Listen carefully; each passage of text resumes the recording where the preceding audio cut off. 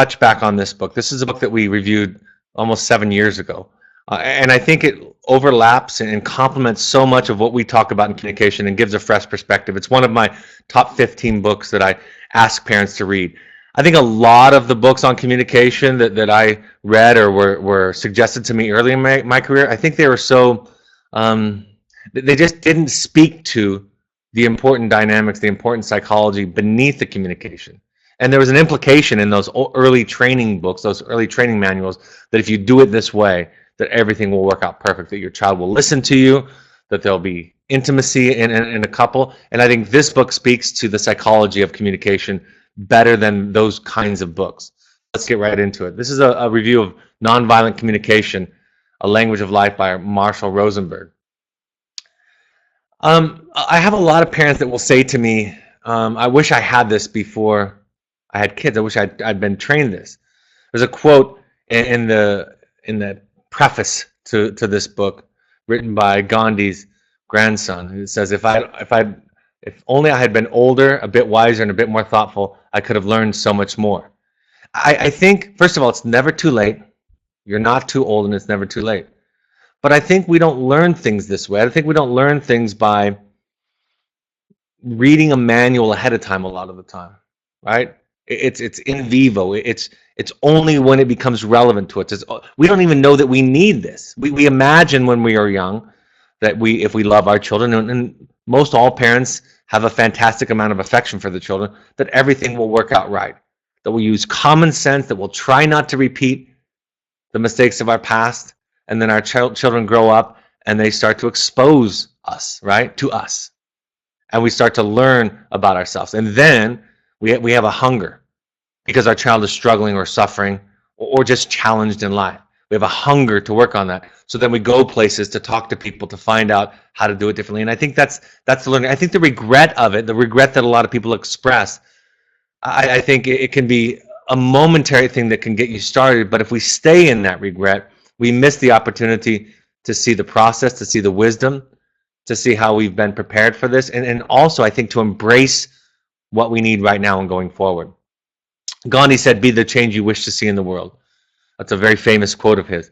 And it's this idea that more than anything, this communication model that this book teaches us to embrace our own work, right? If I could say in one sentence what's the summary of this book, it is to learn to communicate what you need and how you feel, and not to focus on what other people need to do. And I think that quote speaks to us. And then lastly, this idea of serenity. This idea that when we come from a place of fear and control, that we can almost never get it right. And so our project as parents, and it's probably more important with the parents that I'm talking to today or on these broadcasts than other parents who don't have struggling children, the most important project is to work on your serenity. I told the story just the other day that somebody said to me after doing a nice piece of work how hopeful they felt. And it dawned on me when they said that. The hope comes from doing your work. The hope does not come or is not sustained by the changes in others. So hope is a product of work, right? Because if you focus on what you can control, you let go of what you can't control, and you practice remembering the difference, you're going to be more hopeful, optimistic, and free. If you focus on what you cannot control, if you make that your project, you'll experience a lot more anxiety, a lot more depression. How we think about self and others and don't have to be engaged in nonviolent communication or even motivated to respond compassionately, right? This is a book about compassion. This is a book about how we think about ourselves and others. And again, it speaks to, that's why the I feel statement, I think we're at risk sometimes in our program and in a lot of programs to say that the I feel statement will fix things. It's a tool. And I've used the example of a crowbar or a hammer, which can be used as a tool. It could also be used for destruction. It can be weaponized. So if we don't understand what's going on, if we don't understand the psychology of it, if we don't allow the communication model to teach us that, then we really don't get at the heart of it. And we really haven't done anything but replace bad abuse with good abuse, to quote Jamie Gill in her book, Seeing. And we know that good abuse can't help. There's this book asks us to shift our attention. It asks us to change the way that we express and we hear other people. It takes us out of habitual and automatic responses, right? We all can relate to that same old discussion, that same old fight we have with our partners or our children. Why do we get stuck in that? And people will even complain to me about how contrived communication training is, that it feels foreign. And my response is good. That's a good thing, to slow it down, to not just have the knee-jerk response, to not just have that automatic response. That's a good thing. That means that you're building new pathways in your brain. You're building a new way of thinking. You're developing response flexibility. So it's okay when some of these things feel foreign. That doesn't mean that you trust things blindly, but that you allow for some of these things. That's what we mean by trust the process. And I think, again, people misunderstand trust the process to just be shut your mouth and listen to what we're saying and it'll work. Trust me.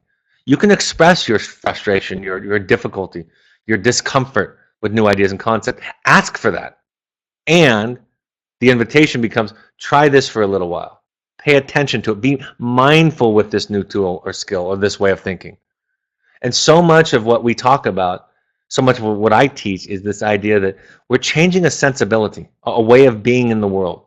And that's what this book speaks to well. I think it's a great book. Focus on what we're perceiving, feeling, and wanting. I call the I feel statement, or feelings communication, communication about feelings, I call it mindful talking. I think that's what therapy is. It's a mindful talking. I think we think of mindfulness always as not talking, right? There's mindful eating, there's mindful walking, there's mindful breathing, even mindful feeling, paying attention to your body. But talking about your feelings and thoughts, talking about your perceptions, talking about what you want, your needs, is kind of a mindfulness in and of itself. That's what therapy is. There's a great book by Thich Nhat Hanh on psychotherapy and mindfulness where he makes this point. A great Buddhist teacher, great Buddhist master, that there's so much that is an overlap between the practice of mindfulness and therapy and talking about what's going on for us. And some of us feel so much guilt to talk about ourselves. I have clients that will actually say to me in session, I'm talking too much about myself. I mean, you can hear that, right? You can hear that message and how it's fundamentally off. And some of what Rosenberg talks about in this book is this idea, we're going to have to let go of some of the social constructs that we've digested without processing. We're going to have to let go of those because they were put in place to make it easier, make it smoother, really for control. And then we take off the guardrails, right? And it's frightening. And we're afraid we can go over the side and fall down. There's a riskiness to it. But it's really, this work, in a way, is really about moral development. The kind of sensibility that we're always talking about is a higher level of morality than what we were taught, what society teaches. It's about authenticity and about being real, connection. It's about paying attention and honoring feelings. Focuses on empathy for the self and for others, right? That's the compassion is critical. I was writing an article or some responses to an article in Psychology Today about questions about compassion and why is it important in relationships. And it's the most important thing. It's the most important ingredient in a healing and safe context, right? And that's why we are all challenged with it at times, because when we are hurt, sad, or scared, it's very hard to hold on to compassion for others, sometimes even for ourselves. And of course, this is not about control, guilt, judgment, and shame. Most importantly, before I get into some more specifics of the skill in the book and what we're going to talk about today, is this idea of learning to hold your children in your mind with curiosity, patience, compassion. Learning that feelings, the land of feelings, is important in and of itself. It's beyond the land of right and wrong doing.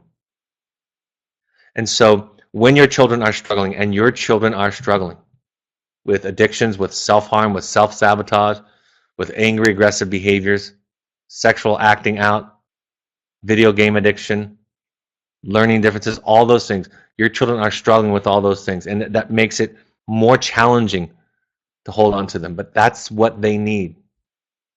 They don't need a fix from you. They don't need to carry around your anxiety for their disorder or their struggles. They don't need you to be right. They don't need your lectures. They need, most importantly, is for you to learn how to be with them. And I know that doesn't feel like enough. I know it doesn't feel safe and protected in terms of outcomes, but it's the thing that we know the most. It's magic, actually, in the long run.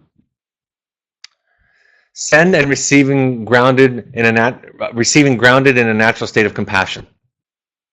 Right? So in both positions, the sender and the receiver, it's important that we be grounded in compassion. We talk about our observations. And Rosenberg, I talk about it in terms of ownership a lot. Rosenberg talks about it as stimulus versus cause. Not you made me feel hurt, but he's describing this is what happened. That was the stimulus. It didn't cause it. And there's an important distinction. It's subtle, but it's important to distinguish between when you walked out of the room in the middle of our conversation, I was hurt. That's the stimulus. That's the trigger. I was triggered by that. That's what I did with that. Of course, talk versus saying you made me do it. Or even saying, I think some people, some educators make the mistake of going too far and saying, I chose to feel this way. And I don't think that that's realistic, right? We're not choosing to feel scared. I think it would be fair to say that if we don't do our work, in a way, we're choosing to feel what we feel. If we know that there's work, we know that there's trauma, we know there's anxiety, and we don't do our work, it would be fair to say about us that we're choosing to stay in that pattern, choosing to stay stuck with that feeling. But not on a day-to-day basis, it doesn't work. So he talks about it in terms of stimulus versus cause. How we feel, talking about our feelings and where they come from, right? That's why the letter of accountability for me that we ask our clients and students to write, it sometimes sounds like an excuse letter, a justification letter to parents. But I say it's a letter of explanation. Like, this is what was going on for me. This is what my feelings were. This is where they came from. And this is how I dealt with them. And there's an accountability, a responsibility in that. There's an invitation in that, actually, to do some work or to find a way to tolerate or deal with feelings in a different way. And then we talk about in our communication model what I hope for the future, what I want. He talks about it in terms of needs. I think it's a really powerful way. And it goes to kind of something I've been saying lately about talk about this is what I need to feel okay in this situation, in this relationship, in this contract, in this house. And it's about me, right? It's my selfish, self-centered need. And I use those words to actually not suggest that they're that, but to just accept that. Because that's one of the social constructs that he asks us to abandon. We've got to abandon this idea that to take care of self, to talk about your own needs, to talk about the I, is selfish. I was just talking to a client this week. What becomes more selfish is when we don't honor that, the I, and then we, in a subversive way, in a covert way, we get our needs met through others. That's the selfishness, if anything.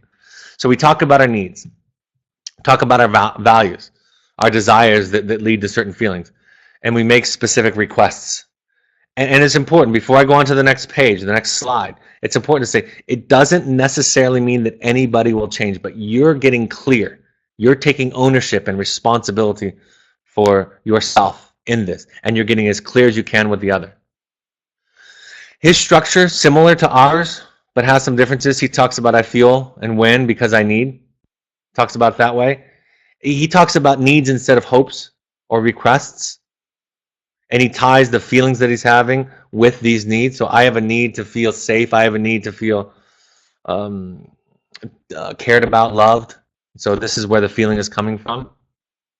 If we express our needs, we have a better chance of getting them met.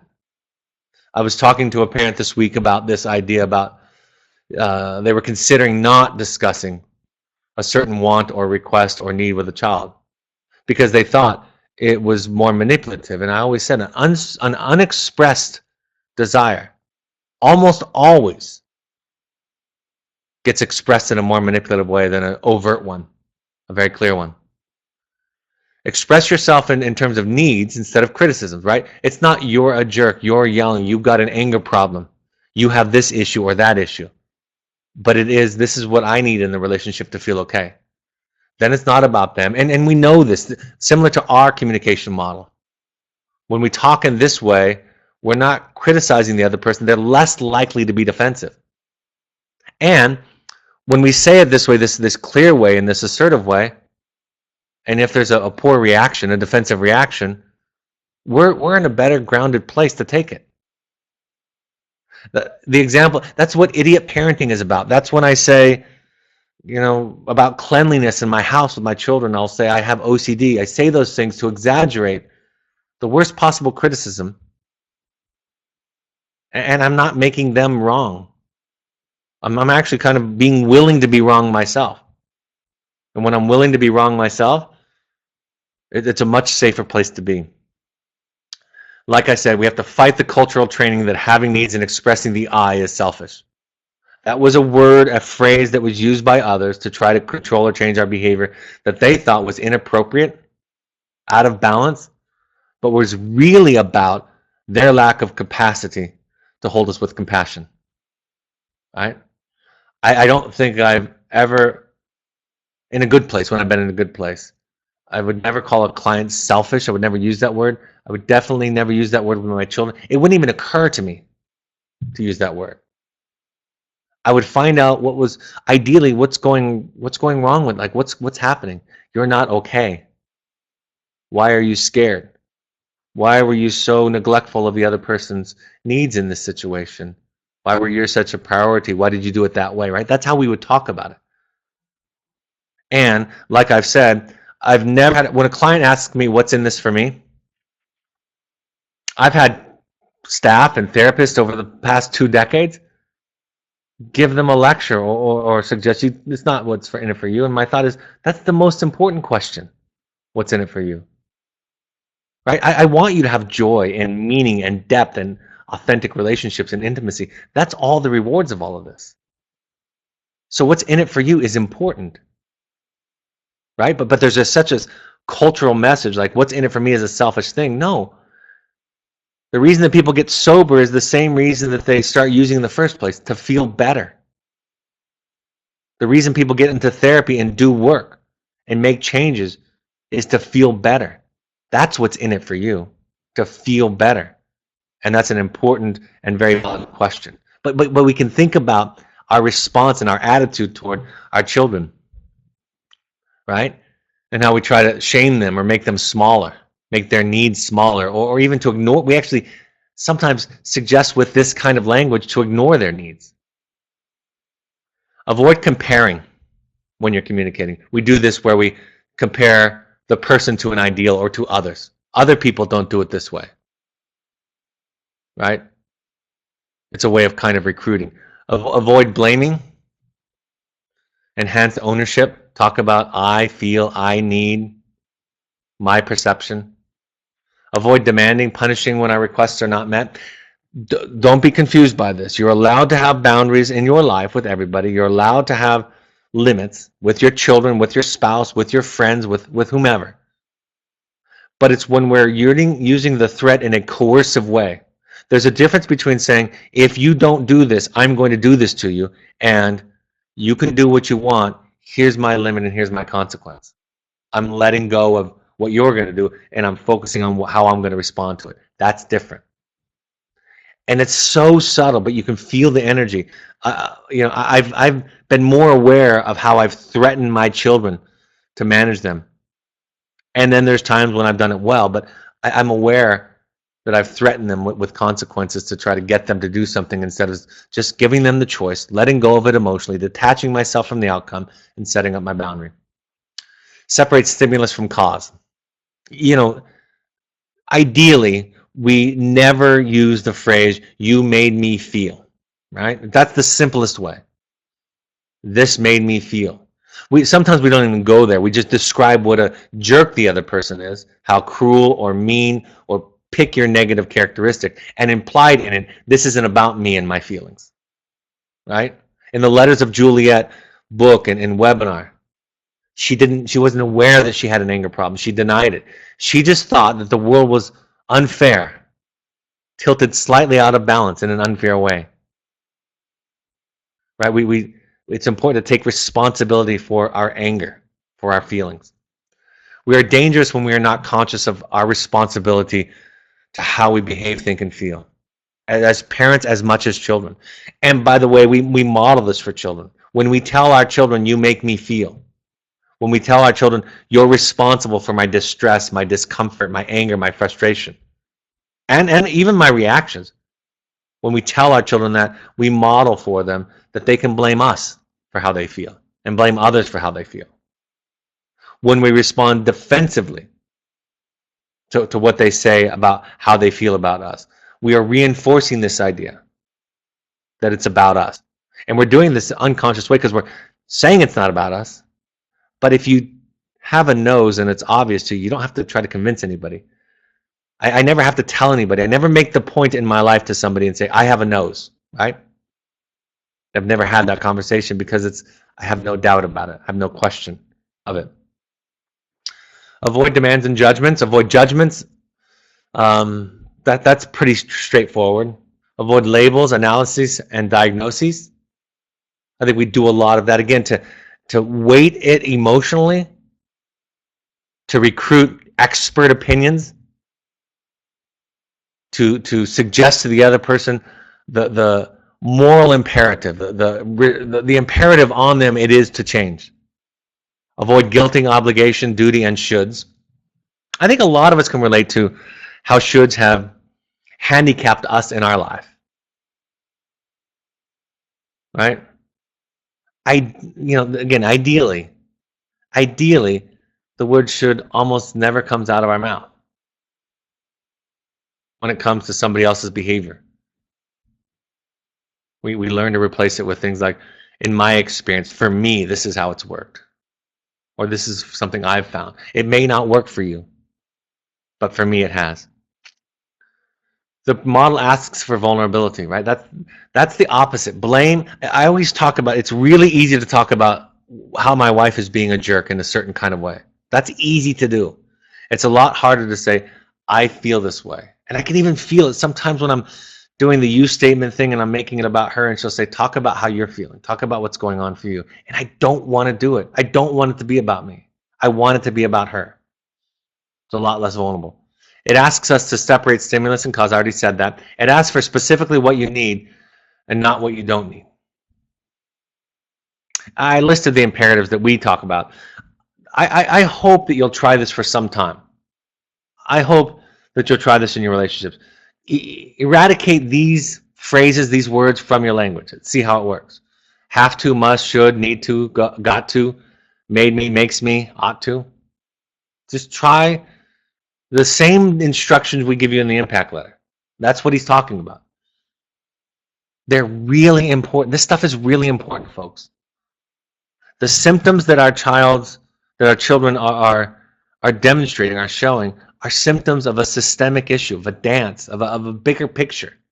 Something is broken. Something needs addressing, both in them and in the system.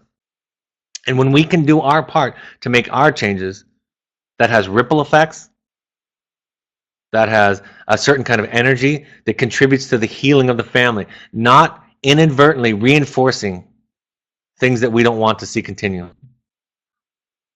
Express your vulnerability. He talks a lot about this. That's a big theme of his book. Become adept at identifying and expressing a variety of emotions. Expand your emotions, especially getting past and over anger and frustration. Those are the least vulnerable ones to feel. I always say with clients, that's the door if that's the only door that we have, then we'll walk through that one to get into it, right? We'll get into it using that. That's okay. Especially when somebody's initial and early in therapy talking about anger and frustration, I'll spend a lot of time holding that. But as we continue to progress in our work together, I'll talk about this idea like, what's beneath that? What's underneath that? Can you identify the primary emotion? because anger and frustration, feelings in the family of anger, are always covering up something more primary like hurt or sadness or embarrassment or fear. And he makes the point very clearly. We talk about this in our model. If the third word out of your mouth when you say I feel is like, that, or good or bad, you're not expressing a feeling. You're expressing a thought. You're not going to that vulnerable ownership place. Avoid using words that express what we think or how we see ourselves treated, how we see others treat us. So it's not I feel misunderstood, I feel abandoned, I feel disrespected, I feel distrusted, unsupported, neglected, attacked. Those are all just veiled ways of saying you're an attacker. You don't get me. You don't value me. Talk about primary feelings: sad, scared, hurt, embarrassed, anxious, worried, happy, joyful, comfort. I feel serene, peaceful. Talk about feelings instead of descriptions of how people treat us. Observe without evaluating or interpreting. We talk about that in our model, right? MBC does not mandate that we remain completely objective and refrain from evaluating. It only requires that we maintain a separation between our observations and our evaluations. So when you slam the door, my interpretation is you don't like me. You're leaving me. It's not important, he explains, that we not have that second part in there, but that we own it and we separate it out from, just because you might have walked out of the door because you were scared. You might have walked out of the door in the middle of our conversation because you were about to blow up and you didn't want to do that. There's a limitless number of reasons why you walked out of the door. So walking out of the door is the objective piece. My evaluation of that behavior is separate. That's really, really important. It's really important that we understand our evaluations, that we be responsible for them, and that we look at where they may have come from in our background, in our childhood, how anger was treated, how conflict was treated, how mistakes were treated, so on and so forth. He says we talks about 4 options in receiving: blaming ourselves, blaming others, sense our own needs and feelings, sense others' needs and feelings, right? It's that shift away from the blame, trying to control other, and the shift into recognizing and acknowledging one's own needs and others' needs. He describes in this model stages of change that we go through in the nonviolent communication model. First, there's this kind of emotional slavery, just soaked in guilt and blame.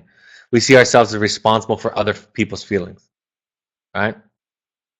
Second stage is the obnoxious stage, where we feel angry, we are no longer want to be responsible for other people's feelings.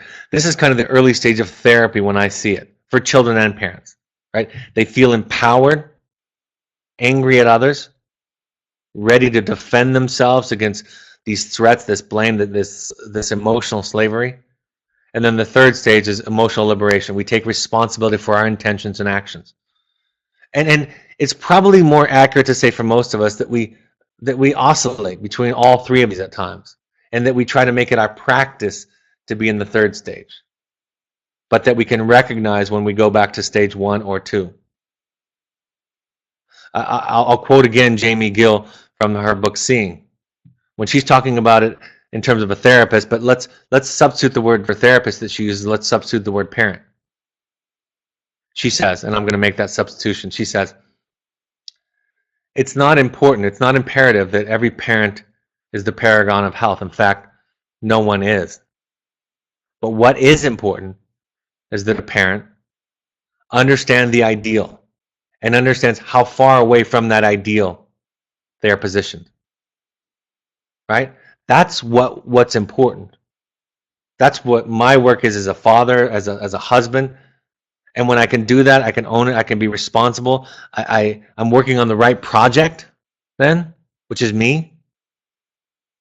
Learning to embrace your own inner crazy, your own childhood, your own wounds, learning how they affect you. That's the important work. So let's go to the take home. He talks about some core principles of taking ownership, being responsible for ourselves, that we use the communication to develop awareness, and out of awareness becomes a greater choice, greater liberation, greater freedom. We also learn to move through our emotions when we honor them and feel them, right? We can stay stuck if it's about somebody else changing. He contrasts that with blame. That's the emotional slavery piece. With the lack of differentiation between others, right? You make me feel something does not differentiate between us. It's cause and effect. And between self. Understanding the difference, for example, that he makes between understanding an event and our interpretation or evaluation of that event. He changes it from an other focus to a self focus, and he changes the model for communication. I don't use communication to get somebody to change. I use it to invite them to ask for something, but I don't use it in a coercive way to try to get somebody to meet my needs. I take responsible for those myself. Out of that comes intimacy. And intimacy is not effortless. Intimacy is not comfortable, right? I think we think of intimacy as warmth and fuzzy and loving. Intimacy is two people showing up authentically. And that might mean that there is going to be hurt, anger, sadness, frustration, disappointment, fear. Can you be present with an other's otherness? That's going to be uncomfortable. You're going to have to do some work. You're going to have to know yourself well enough. You're going to have to feel comfortable with yourself enough to be there for them versus needing them to feel, think something different. And that's hard. That's what connects us to each other. But it takes capacity.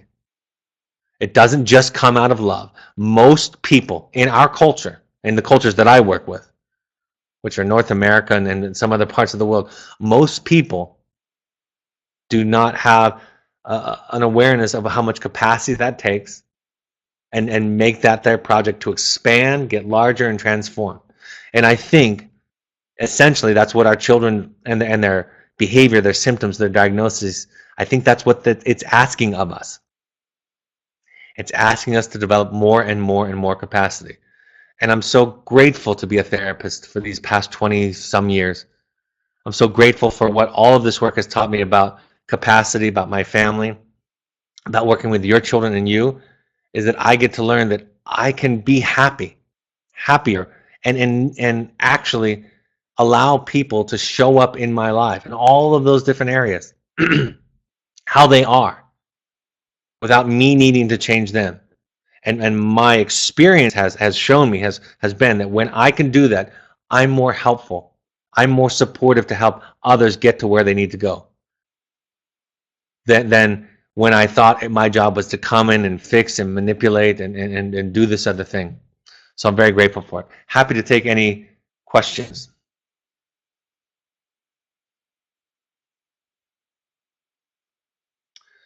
Our son is in a residential treatment program where we visit him locally. The plan for him is to be discharged to a sober living. The staff seems to be delaying his discharge by avoiding the questions we have about where he may go. This is getting me uncomfortable. I do not want to just rely on the staff to know when he is ready.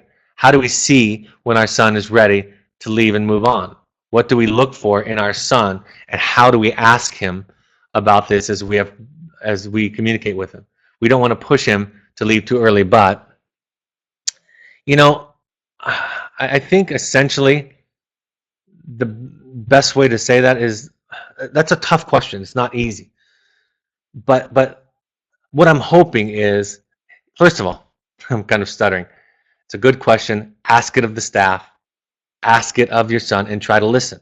But in the conversation, right? In the conversation where you're listening to people, well, here's my suggestion. Don't decide in that conversation. Take all of that information into your head, take it back if you have a co-parenting partner, and run it through a filter. If you have your own therapist, talk with him or her about that, right?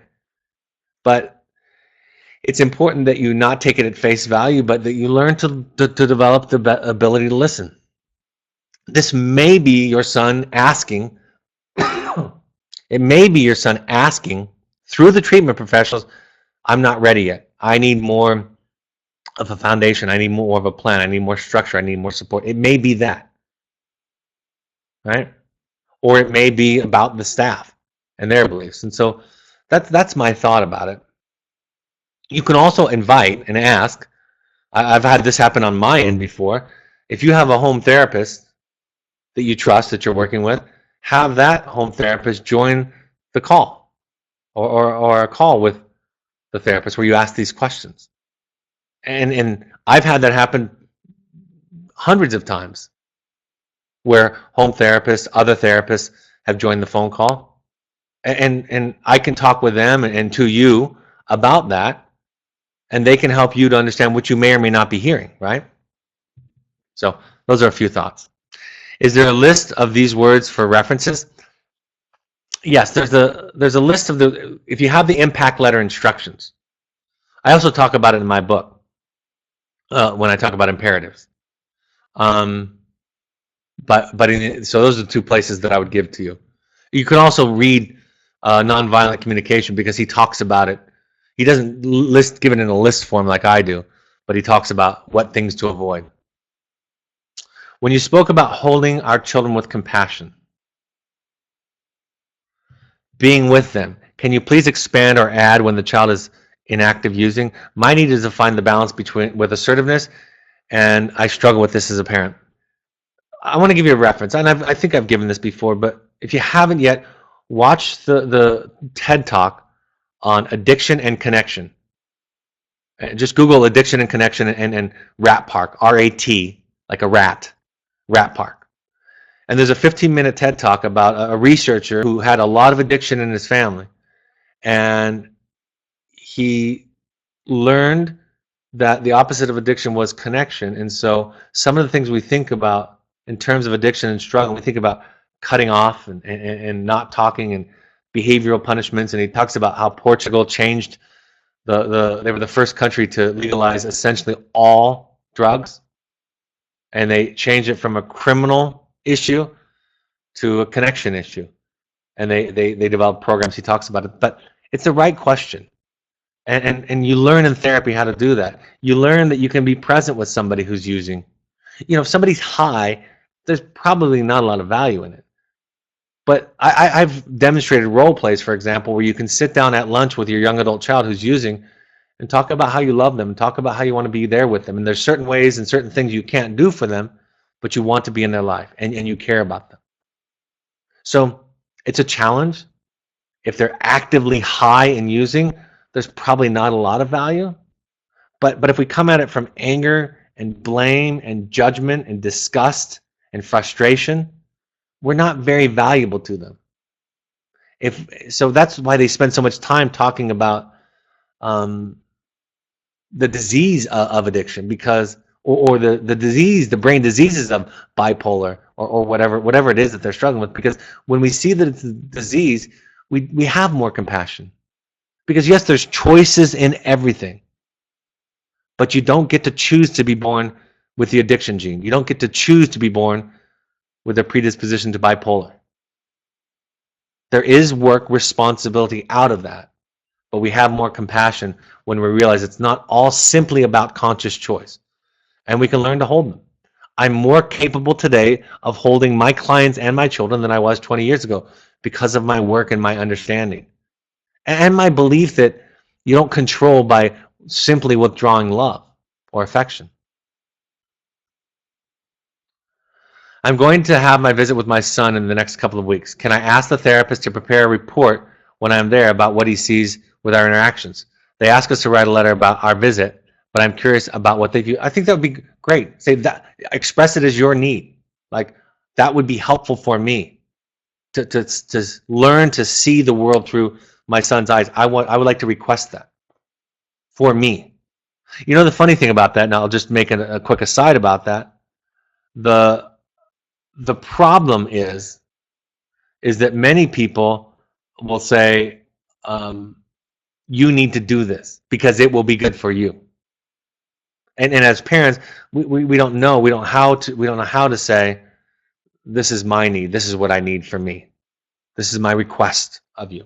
Can you do this? Are you willing to do this? Somebody asked what the name of my book was. It's The Journey of the Heroic Parent. Later, when I go past this slide, you'll see a picture of it and a place to get it. The Journey of the Heroic Parent. You can get it on Amazon or BarnesandNoble.com or in bookstores. Many of the parents I've interviewed stated that their children went back to smoking pot after the program and that they just learned about giving in for some things. Your thoughts? I am hopeful this does not happen and how I can prevent it. You can't prevent it. You can't. You can only do your work. This, we do as much as we can to help them, and our outcomes are fantastic. The research is fantastic, and you're going to hear the other stories for sure, because they exist. Even though our outcomes are fantastic and exceed the industry standard, there's a percentage of them that go back and relapse. But doing your work is all you can do. I'll say that simply. You cannot prevent your children from making different choices. And knowing that, you will be different with them. Knowing that, you'll have a different focus. You'll stop focusing on trying to change their behavior and you'll focus on trying to change yours. If you were to attend, for example, Al-Anon or Families Anonymous or Codependence Anonymous, those are organizations that are created for people whose loved ones are addicts, alcoholics, and self-sabotaging in other ways besides substance abuse. But if you go there, what you'll realize, what you'll be told over and over and over again is focus on what you can control. Let go, learn to detach from what you can't control, and the wisdom to know the difference. And let me tell you the irony of that. Embracing that concept actually makes you more impactful and powerful. In my book, I talk about the difference between control versus influence. There's a chapter on that. And I teach my therapists what I'm teaching you guys all the time. And they say, but Brad, we're hired to help facilitate change. And I say, I know, this is how you do it. What I'm teaching you is how you do it. I have become more impactful the less I've tried to aim and control things with my clients than I was when I was younger, when I thought it was my job to aim and control things. So do your work, do your work, do your work. Change your focus, change the question, and you will make a greater contribution. But they have 3 C's in Al-Anon. You didn't cause it, you can't control it, and you can't cure it. Right? You cannot, that's not your job. Your job is to show up in life more authentically, more honestly, more assertively, more compassionately, more aware. I could go on.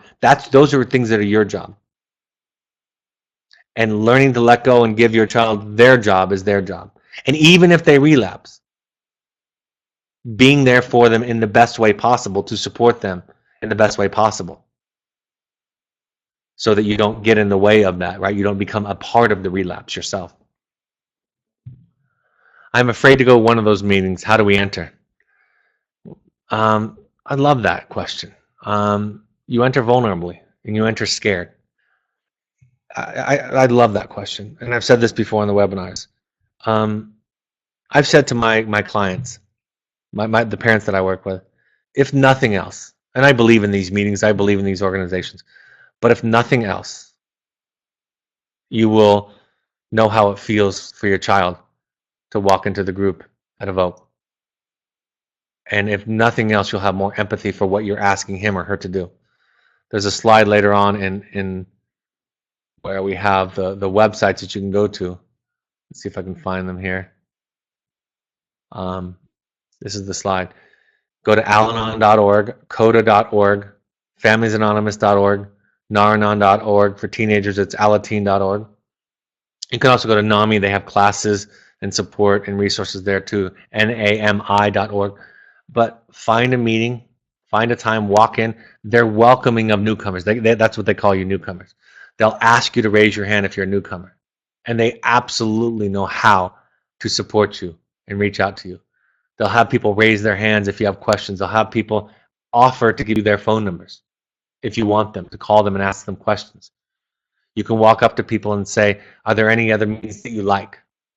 I don't know what to do. Show up. I love it because you just show up not knowing. I mean, what a great gift to give to your child, to walk into a frightening place And I've had people get mad at me for saying this. I've had people resist it. Some people have gone and said they don't get it. But I've had so many people say, in fact, there's people on this webinar that I'm looking at right now, because I can see your names, who have told me this, that at first it wasn't something they wanted to do, and now it changes their life, and they're richer for it, far richer for it. So thank you for asking. Thank you for being real and honest. Give that gift to your child. Show up not knowing. Show up scared. And then get support. We ask you to go to 6 of these at least. That's the general kind of idea, standard. Go to 6. Give it a try. See what it feels like. And learn to hear the similarities. They might be talking about an alcoholic spouse, but there's a core principle in there if you have a depressed daughter. Learning how to be in relationship to other people. Thank you for that courageous question. By the way, that is the heroic journey. The heroic journey is to walk into, in myths and stories, they talk about walking into the forest or going down into a cave, going to some frightening land, faraway land.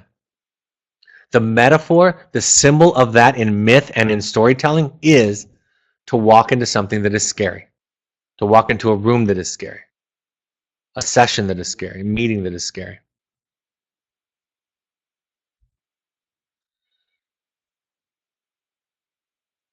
All right, I thank you today. Thank you for your questions and your participation. Really an honor to be here. Follow us on social media, just for announcements. We have inspirational things also. And our blog is listed there too. I just published a blog, took it off of my personal website, put it on the Evoke site, so some of you may have read it, but it's about how parental limitations impact children. We invite you to read that, look at that, but you can go to our blog and look at all of our team's blog. You can go to the Second Nature Alumni Foundation on Facebook. That's for people who can't afford therapy. It's a charity organization founded by alumni parents. You can search our page on Facebook by searching Evoke Therapy Programs. Follow us on Twitter and Instagram for announcements and inspiration. We post on those things daily. This is the copy of my book, The Journey of the Heroic Parent. It's available on Amazon or Barnes & Noble. If you go to the Parent Alumni Foundation book page on Amazon, there's the URL listed there, then they have the recommended books that our therapists have recommended to parents. And if you buy it from that page, it's the same price as on the regular Amazon site, only a percentage of the proceeds goes to the charity that I mentioned earlier. I'll see those of you in New York City this Tuesday night, 6:30 to 8:30. Looking forward to that. And then in Los Angeles, we'll be there at the end of the month in Los Angeles on our usual Sunday 4 to 5 potluck, 5 to 7 meeting in Studio City. And then the Bay Area, we have a new location at an IOP. So you'll also have the chance to learn about an IOP and what it is, because they're graciously allowing us to use their space. If you want to do deeper work, we have 1 or 2 spots left in the Finding You in March. So if you want to get on that. Finding You is a 4-day program that I run where you go deep into your own family of origin. We do mindfulness training. You find out how your own family, your own background, your own history affects what's going on today. Also, the workshops, we want every parent who can come to a workshop to come to it while they're with us, while their child is with us. The next one is March 11th and 12th in Cascades. Email gail@evoketherapy.com for more information on those. For the intensives, and if you want to do a family intensive, you can also email intensives@evoketherapy.com. Pursuits trips are high adventure trips for families or for young adults. Sober fun, therapy light. You can mix in some therapy, but it's a lot about the adventure and the fun of it too. And then I don't have a topic for this Thursday. It'll be March 2nd, 6:30 p.m. Mountain Standard Time. We'll come up with a topic and announce that to you, send it out by Wednesday morning. All right, folks. Have a great weekend, rest of your weekend, rest of your Sunday. And for those of you in New York, look forward to seeing you Tuesday night. Take care, and I'll talk to you later. Bye-bye.